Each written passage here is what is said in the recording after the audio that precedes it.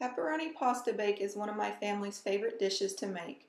Within an hour, you have this really wonderful dish that can be eaten on its own or paired with a salad and some nice breadsticks.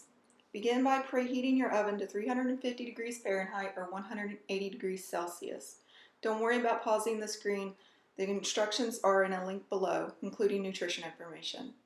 You'll want to boil your water until it's a rolling boil, and to that you want to add in 3 cups of pasta. I use penne pasta, but you can use any type that you choose.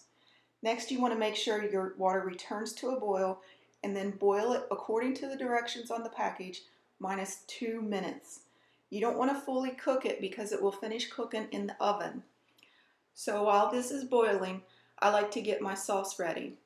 Since I have some picky eaters in my family, I put it through a blender. I put in 1 jar of pasta sauce, which is 24 ounces or 3 cups, and to that I add a half a cup of ricotta cheese or 4 ounces.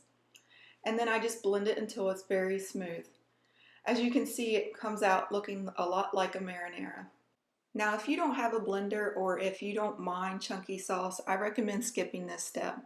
This creates a super smooth sauce for the pickiest of eaters. So if you have children or people who don't like textures, this makes this dish delicious for everyone. You want to drain your pasta, and to that you're going to add in your sauce and your ricotta cheese. Mine is blended together, but if you didn't use the blender, you would just put them both in at once. And the pasta, where it's still warm, will help melt the ricotta cheese and make it nice and smooth. Make sure to scrape out as much as you possibly can because this is really delicious, and you don't want to have a dry pasta because you left half your ingredients in the blender. To this, I like to add in 1 teaspoon of red pepper flakes or 2 grams, 1 teaspoon of minced garlic or 3 grams, and 1 teaspoon of Italian seasoning or 2 grams. Now, if you can't find minced garlic, you can substitute garlic powder 1/8 to 1/4 of a teaspoon because it is much more powerful than the fresh garlic. And also, Italian seasoning blend is just a mixture of oregano, basil, and thyme if you can't find it. So just use it in 1/3 teaspoons each. The next thing you want to do is just mix this all together. And you'll want to bake this in an 8x8 or a 20 centimeter pan. I like to use glass, but if you do use glass, there is something you want to make sure. Never put glass under a broiler, as it is very heat sensitive and can shatter. Anytime you are using glass in the oven, you need to be extra cautious, as there is the shattering effect. This is due to the fact that there is new glass being made as opposed to old glass of yesterday past where it was stronger and able to withhandle strong swings in temperature. So never ever use glass under a broiler, just to be safe. Now what I do is I just put this in layers of 3. I like to put in about 1/3 of the pasta and then a little bit of the mozzarella, and then I like to put in 1/3 of the pepperoni. I got my pepperoni from the deli, but you can get it in a package. Now what I do want to recommend is look at the ingredients and look for the trans fat free ones. There are a lot of options out there, and there's no reason to add trans fat to your diet when you can get a very nice healthy pepperoni. Now, turkey pepperoni and beef or pork or chicken pepperoni, it doesn't matter. It's all kind of not the best of food for you. This is kind of an indulgent dish.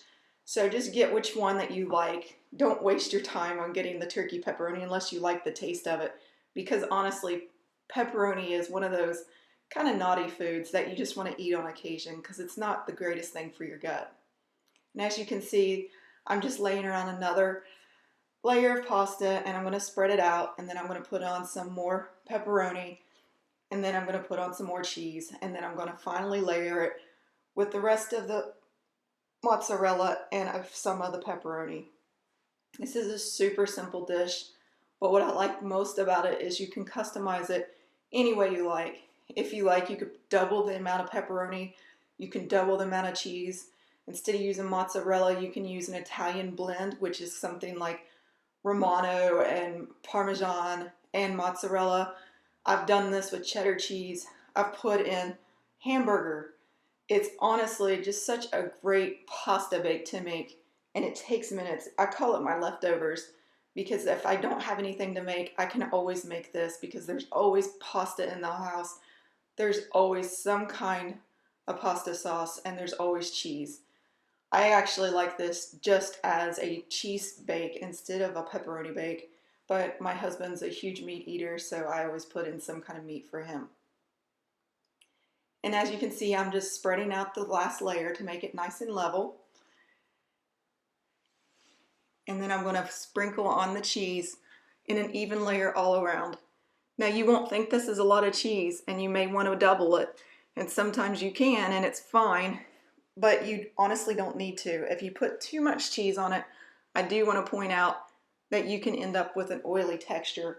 So if you are going to double the cheese, that's fine, but don't go above double, because then that's when it starts getting oily.